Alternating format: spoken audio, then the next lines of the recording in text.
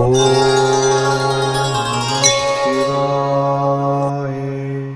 வணக்கம் நேயர்களே, spiritual TV நேயர்களுக்கு லக்ஷ்மணன் அன்பு வணக்கங்கள். இப்போ நம்ம பார்க்க போகிறது வார ராசி பலன் 24ஆம் தேதியிலேருந்து 30ஆம் தேதி வரை எப்படி இருக்க போதான்னு பார்க்க போகிறோம். ஸோ எப்போதுமே சொல்கிறதாங்க, லக்னத்துக்கு பாருங்கள். ராசிக்கு பார்ப்பதை விட லக்னத்துக்கு பார்க்க ரொம்ப பர்ஃபெக்டாக இருக்கும். உதாரணமாக ஒரு மகர லக்னம் விருச்சிக ராசினா நீங்கள் விருச்சிக ராசிக்கான பலன்களை பார்க்கறதோட மகர ராசிக்கான பலன்களை பார்க்கும்போது ரொம்ப பர்ஃபெக்டாக இருக்கும். முதல்ல வர்றது பொது பலன்கள், அதுக்கப்புறம் தசா புக்தி பலன்கள். உங்கள் ஜாதக ரீதியாக என்ன தசா புக்தி அந்தரங்கள் வருதோ அதை மிங்கிள் பண்ணி பாருங்கள், ரொம்ப பர்ஃபெக்டாக இருக்கும். வீடியோ எண்டில் டிப் ஆஃப் த வீக் இருக்குது, மறக்காமல் பாருங்கள். மீனராசி. ஸோ மீனராசிக்கு வந்து பார்த்திங்கன்னா உங்களது ராசி அதிபதி குரு வந்து பார்த்திங்கன்னா உங்களுக்கு வந்து 5ல் இருக்கார். அதுவும் வந்து வக்கரமாக இருக்கும்போது குழந்தைகள் விஷயங்கள் வந்து ஒரு பிடிவாதம் இருக்கிறதுக்கான வாய்ப்புகள் இருக்குது. தொழில் ரீதியான விஷயங்கள் நல்ல ஏற்றங்கள் நல்ல லாபங்கள் வரதுக்கான வாய்ப்பும் ரொம்ப அற்புதமாக இருக்குது. 2 மற்றும் 9ஆம் அதிபதியான செவ்வாய் ஆட்சி பலத்தில் 9 நிறைய ட்ராவல் பண்ணுவீங்க. ஸோ ட்ராவல் வந்து சின்னதாக ஸ்ட்ரெஸ் இருக்கும், என்னடா அதை ஓடிக்கிட்டே இருக்கிற மாதிரி ஃபீலிங் கண்டிப்பாக ஏற்படுத்தும். 3 8ஆம் அதிபதியான சுக்கிரன் ஆட்சி பலத்தோடு வந்து உங்களுக்கு 8ல் இருக்கும்போது கொஞ்சம் கவனமாக இருக்கணும். ஏதாவது கற்பனையிலே இப்படி ஆகிடுமோ அப்படி ஆகிடுமோ, அவன் இப்படி பண்ணிவிடுவானோ இவன் இப்படி பண்ணுவானோ, தேவையில்லாத விஷயங்களே மண்டையில் போட்டு குழப்பிட்டு இருப்பீங்க. ஸோ அதெல்லாம் தூக்கி போட்டுருங்க. பெண்கள் சார்ந்த உறவுகள் சொல்கிறதையோ அவங்க ஏதாச்சும் செய்கிறதையோ வந்து கண்டுக்காமல் இருக்கிறது ரொம்ப ரொம்ப நல்லது. ஓகேங்களா? ஸோ அதுக்கப்புறம் பார்க்கும் 4 7ஆம் அதிபதி. ஸோ 4 7ஆம் அதிபதியான புதன். ஸோ 4 7ஆம் அதிபதியான புதன் வந்து பார்த்திங்கன்னா உங்களுக்கு 8ல் இருக்கும்போது அம்மா சார்ந்த உறவுகள் மனைவி சார்ந்த உறவுகளில் ஒரு ஸ்ட்ரெஸ்ஸஸ் டென்ஷன்ஸ் இருக்கும். ஸோ அதனால் வந்து இவங்க 2 பேர் என்ன சொன்னாலும் கேட்டுக்காமல் கம்முன்னு போகிறது ரொம்ப ரொம்ப நல்லது. தர்க்கம் பண்ணுறதோ வாக்குவாதம் பண்ணுறதோ பண்ணிங்கன்னா அதனால் ஒரு டென்ஷன் வரும். அது மட்டும் இல்லாத இது வந்து என்னென்னா குழந்தைகள் சார்ந்த ஒரு வாக்குவாதங்களை ஏற்படுத்தும். ஸோ அதனால் கொஞ்சம் பார்த்து கவனமாக இருந்துக்கிறது ரொம்ப ரொம்ப நல்லது. அதுக்கப்புறம் பார்க்கும்போது மீன ராசிக்காரர்களுக்கு வந்து பார்த்திங்கன்னா உங்களுக்கு 5ஆம் அதிபதியில் வந்து 5ல் வந்து குரு வக்கரமாக குழந்தைகள் ரொம்ப பிடிவாதமாக இருப்பாங்க. நான் இப்படி தான் பண்ணுவேன்னு சொல்லிட்டு. அதே மாதிரி குழந்தைகளுடைய உடல் நலம் சம்மந்தமான விஷயங்கள் கொஞ்சம் கேர் எடுத்து பார்த்துக்கிறது ரொம்ப ரொம்ப நல்லது. அதுக்கப்புறம் பார்க்கும்போது உங்களுக்கு 6ஆம் அதிபதியான சூரியன் வந்து பார்த்திங்கன்னா உங்களுக்கு 9ல் இருக்கும்போது நிறைய பிரயாணங்கள் பண்ணுவீங்க. நிறைய பிரயாண திட்டங்கள் போடுவீங்க. ஸோ எல்லாமே அற்புதமாக நடக்கிறதுக்கான ரொம்ப எமோஷன்ஸ் ஜாஸ்தி இருக்கும். பாஸஸ்க்கும் உங்களுக்கும் ஒரு பேச்சுவார்த்தையில் வந்து கொஞ்சம் கான்ட்ரவர்சிஸ் வரலாம். கீழே வேலை செய்கிறவங்க வந்து ஏதாச்சும் இடணும் பேசுறதுக்கான கொஞ்சம் கவனமாக பார்த்துக்கணும். அதுக்கப்புறம் உங்களுக்கு 7ஆம் அதிபதி 8ல் இருக்கும்போது கொஞ்சம் பார்ட்னர்ஷிப் சம்மந்தமான விஷயங்கள் மற்றவர்கிட்ட பேசும்போதும் கொஞ்சம் கவனமாக பேசிக்கிறது ரொம்ப ரொம்ப நல்லது. அதுக்கப்புறம் பார்க்கும்போது உங்களுக்கு 10ஆம் அதிபதியான குரு வந்து 5ல் இருக்கும்போது தொழில் ரீதியான விஷயங்கள் பெரிய டெசிஷன்ஸை இப்போ எடுக்காமல் இருக்கிறது ரொம்ப ரொம்ப நல்லது. ஏன்னா அதில் ஏதாவது பண்ணிங்கன்னா மாட்டிப்பீங்க. 9ஆம் அதிபதி உங்களுக்கு ஆட்சி பலத்தோடு இருக்கும்போது தந்தை சார்ந்த விஷயம் வெளிநாடு விஷயங்கள்லாம் அற்புதமாக இருக்கும். பட் இருந்தாலும் அதே நேரத்தில் வந்து சின்ன அலைச்சல்கள் இருக்கும். அப்பாடைய உடல்நலம் சம்மந்தமான விஷயங்கள் கொஞ்சம் கேர் எடுத்து பார்த்துக்கு ரொம்ப ரொம்ப நல்லதுங்க. 11ஆம் அதிபதியான சனி அது வந்து பார்த்திங்கன்னா உங்களுக்கு வந்து ராசியிலே இருக்கும்போது பெரிய லாபங்களை நோக்கி உங்கள் எண்ணங்கள் செல்லும். இருந்தாலும் நீங்கள் நினச்ச வேகத்துக்கு போகலை அப்படிங்கிற ஒரு ஃபீலை கண்டிப்பாக கொடுக்குங்க. மற்றபடி என்னை பொறுத்தவரை இதுவரை பார்த்தது வந்து பார்த்திங்கன்னா புது பலன்கள். இப்போ பார்க்க தசாபுத்தி பலன்கள். மீன லக்னமாக இருந்து சூரியன் தசாபுத்தி இருந்தாலும் சூரியன் வந்து பார்த்திங்கன்னா உங்களுக்கு 6ஆம் அதிபதி 9ல் வேலை விஷயம் நிறைய பிரயாணங்கள் பண்ணுற மாதிரி விஷயங்களை நிறைய ஏற்படுத்தும். அதே மாதிரி பார்த்திங்கன்னா மீன லக்னமாக இருந்து சந்திரன் தசாபுத்தி சந்திரன் வந்து தொழில் ரீதியான விஷயம் நல்ல லாபங்கள் நல்ல ஏற்றங்களை கொடுக்கறதுக்கான வாய்ப்புகளை கொடுக்கும். மீன லக்னமாக இருந்து செவ்வாய் தசாபுத்தினா செவ்வாய் வந்து பார்த்திங்கன்னா 9ஆம் அதிபதி வந்து ஆட்சி பலத்தோடு இருக்கும்போது நல்ல ஒரு வருமானங்களை கொடுக்கும். அதே நேரத்தில் வந்து பேசும்போது கொஞ்சம் கவனமாக பேசணும். ஏதாவது வார்த்தை விட்டு மாட்டிக்கிறதுக்கான வாய்ப்புகள்லாம் இருக்கணும். கொஞ்சம் கவனமாக பார்த்துக்கிறது ரொம்ப ரொம்ப நல்லது. மீன லக்னமாக இருந்து ராகு 12ல் இருக்கும்போது கொஞ்சம் பெரிய பெரிய அதனால் தூங்காமல் இருக்கிறது மன உளைச்சல் அதுக்கான வாய்ப்பும் கொஞ்சம் கவனமாக நிறைய அலைச்சல்கள் இருக்கிறதுக்கான வாய்ப்பும் நிறைய இருக்குங்க. மீன லக்னமாக இருந்து குரு தசாபுத்தி வந்து குரு வந்து பார்த்திங்கன்னா உங்களுக்கு 5ல் வந்து வக்கரமாக இருக்கும். குழந்தைகள் பிடிவாதமாக இருக்கிறத பார்த்து கொஞ்சம் ஃபீல் பண்ணுவீங்க. ஸோ குழந்தைகளோட உடல்நலம் சம்மந்தமான விஷயங்களும் கொஞ்சம் கவனமாக பார்த்துக்கிறது ரொம்ப ரொம்ப நல்லது. மீன லக்னமாக இருந்து சனி தசாபுத்தி சனி வந்து உங்களுக்கு ராசியிலே இருக்கும்போது கொஞ்சம் அரகன்சியாக பிஹேவ் பண்ணோம். நான் இப்படி தான் சொல்லி ஒரு பிடிவாதத்தை ஏற்படுத்துறதுக்கான வாய்ப்புலாம் இருக்கும். பெரிய பெரிய பெரிய பெரிய லாபம் வரணும்னு சொல்லி அதுக்காக கொஞ்சம் அரகண்ட்டாக நடப்பீங்க. அரகண்ட்டாக நடக்கிறதுக்கான விஷயங்களில் வந்து எல்லாமே ஓகே ஆகுமானா இருக்காது. நம்ம கொஞ்சம் வளைஞ்சி போனால் தான் நம்ம ஜெயிக்க முடியுங்கிறத புரிஞ்சுக்கோங்க.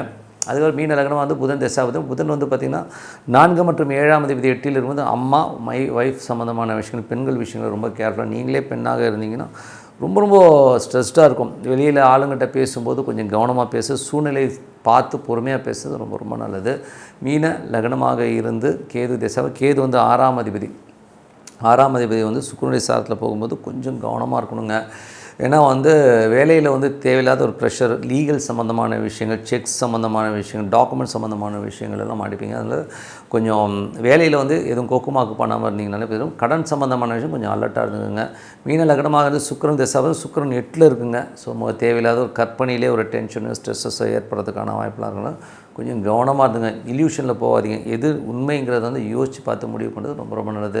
மற்றபடி என்னை பொறுத்த ஒரு நல்ல ஒரு பிரார்த்தனை, மனதார இறைவனை பிரார்த்தனை பண்ணும்போது கண்டிப்பாக அடுத்த லெவல் போகிறதுக்கான ரொம்ப சிறப்பாக இருக்குது. இப்போ பார்க்கும்போது dip of the week. Dip of the வீக்கில் வந்து பார்த்திங்கன்னா இப்போ வந்து நம்ம பார்க்க போகிற டாபிக் வந்து பார்த்திங்கன்னா கர்மா. ஸோ கர்மாவை அழிக்கக்கூடியது வந்து விரதங்களா அப்படிங்கிற ஒரு டாபிக் பற்றி போன முறை வந்து விஷ்ணுபதி புண்ணிய காலத்தை நிறைய பேர் வந்து பெரிய லெவலில் வந்து சக்ஸஸ்ன்ற லெவலில் வந்து ஃபோன் பண்ணி சொன்னாங்க. ரொம்ப நன்றி. ரொம்ப நல்ல ஒரு விஷயந்தான் அது பெரிய சக்ஸஸ் தான். ஓகேங்களா? ஸோ அப்படி பார்க்கும்போது இப்போ வந்து விரதங்களை பற்றி பார்ப்போம். ஸோ இந்த விரதங்கள் உண்மையாக வந்து பலன் அளிக்குமா அளிக்காதாங்கிற டவுட் வந்து நிறைய பேருக்கு இருக்குது. ஸோ நான் வந்து நடைமுறையில் இதை வந்து நம்ம வந்து பரிசீலித்து பார்த்ததில் வந்து பர்ஃபெக்டாக ஒர்க் ஆகும். எப்படி ஒர்க் ஆகுன்றதை வந்து நான் சொல்கிறேன். இப்போ வந்து தசாபுக்திகள் நடக்குங்க. ஸோ எல்லோருக்குமே வந்து அவங்க ஜாதக ரீதியாக என்ன தசாபுக்தி அந்தரங்கள் நடக்குது, அதாவது தசாபுக்தியை மட்டும் எடுத்துக்கோங்க. ஓகேங்களா? ஏன்னா அதை லாங் டேர்மு. ஸோ தசாபுக்திகள் நடக்கிற அந்த கிரகத்துக்கான நாட்களில் நீங்கள் வந்து விரதம் இருக்கும்போது ஒரு அற்புதமான பலன்களை கண்டிப்பாக. இந்த விரதங்கிறது எப்படி இருக்கலாம்?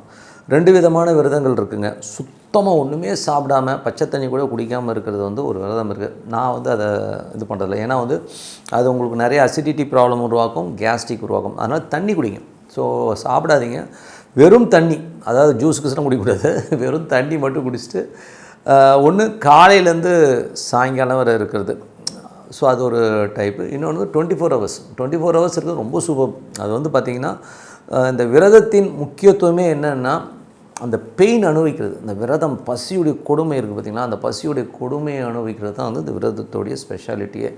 அப்போ அது என்ன பண்ணோன்னா உங்களுக்கு வந்து அந்த பசி குடலை அந்த வருத்துது பார்த்திங்களா, பசி கொடுமை, பசியுடைய வருத்தல் உங்களுக்கு வந்து மற்ற கர்மாவிலேருந்து உங்களுக்கு வந்து ஃப்ரீ பண்ணி விடுங்கிறது தான் உண்மையான விஷயம். ஸோ இது வந்து வாரம் வந்து கடைபிடிச்சிட்டு வந்தீங்கன்னா ரொம்ப சூப்பராக இருக்கும். லைஃப்பில் வந்து பார்த்திங்கன்னா நம்ம நடைமுறை சிக்கல்கள், நடைமுறை பிரச்சனைகள் வந்து டக்குன்னு தீர்வுகள் உருவாகிறதுக்கான ரொம்ப சூப்பராக இருக்குது. உதாரணமாக என்னென்ன கிரகத்துக்கு வந்து திசைக்கு என்னென்ன கிழமைகளில் நம்ம விரதம் இருக்கலாங்கிறத சொல்லிடுறேன்.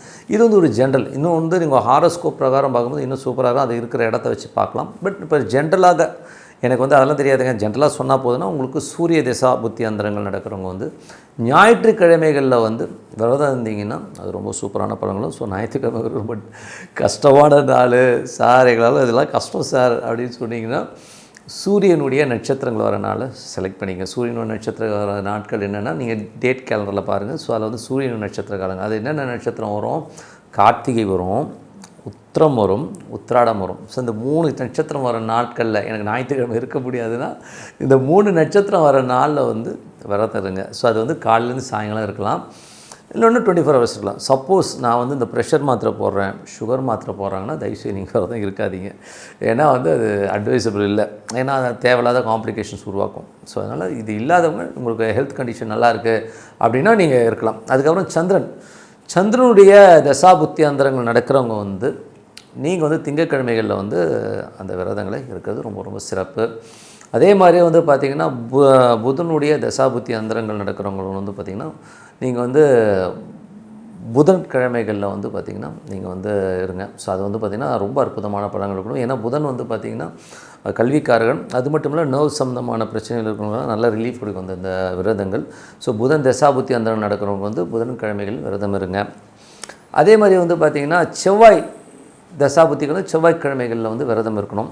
அதே மாதிரி வந்து பார்த்திங்கன்னா உங்களுக்கு ராகு தசாபுத்தி அந்தரங்கள். ஸோ ராகு தசாபுத்தி அந்தரம் நடக்கிறவங்க சனிக்கிழமைகளில் வந்து விரதம் இருக்குது ரொம்ப சிறப்புங்க. அதுக்கப்புறம் குரு தசாபுத்தி அந்தரங்கள். ஸோ குரு வந்து பார்த்திங்கன்னா வியாழக்கிழமைகளில் வந்து நீங்கள் வந்து விரதம் இருக்கிறது ரொம்ப சிறப்பு. அது வந்து காலையிலேருந்து சாயங்காலம் இருக்கலாம், இல்லைன்னா 24 ஹவர்ஸ் இருக்கலாம். அது உங்களோட ஹெல்த்து விஷயங்கள் சார்ந்த விஷயங்கள் தான். ஸோ உங்களால் தாங்க முடியுமோ அது இருங்க.